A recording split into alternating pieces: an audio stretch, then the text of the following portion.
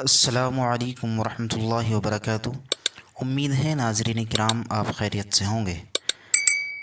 کل ہمارے پاس ایک فون آیا جس میں ایک صاحب نے عرض کیا کہ مفتی صاحب آپ یہ بتائیے کہ نماز کا چھوڑنا بڑا گناہ ہے، یہ دعوت و تبلیغ کا چھوڑنا بڑا گناہ ہے، فرض نماز کا چھوڑنا۔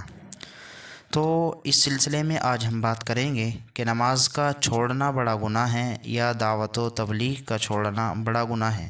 تو اس سلسلے میں جب ہم نے تحقیق کی، تلاش جاری رکھی، تو علامہ یوسف بنوری ٹاؤن کراچی کا ہمیں فتویٰ ملا۔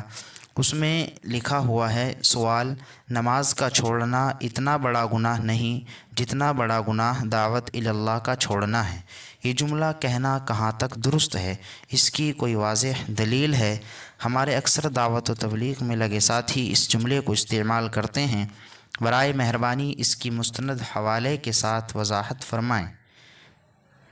جواب: واضح رہے کہ 5 وقت کی نماز ہر مسلمان پر فرض عین ہے، جبکہ امر بالمعروف اور نہی عن المنکر یا دعوت اللہ فرض کفایہ ہے، جو مختلف شکلوں میں امت میں موجود ہے۔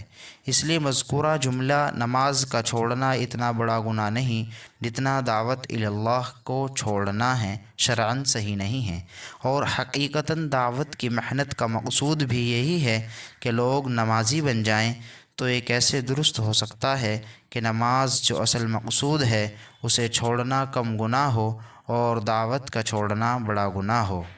تو ناظرین، آپ نے دیکھا، یہ تھا علامہ یوسف بنوری ٹاؤن کراچی کا فتویٰ۔ اگر آپ کو ہماری یہ ویڈیو پسند آئی ہو تو اسے لائک اور شیئر کریں اور چینل کو سبسکرائب ضرور کریں۔ واللہ اعلم۔ السلام علیکم ورحمۃ اللہ وبرکاتہ۔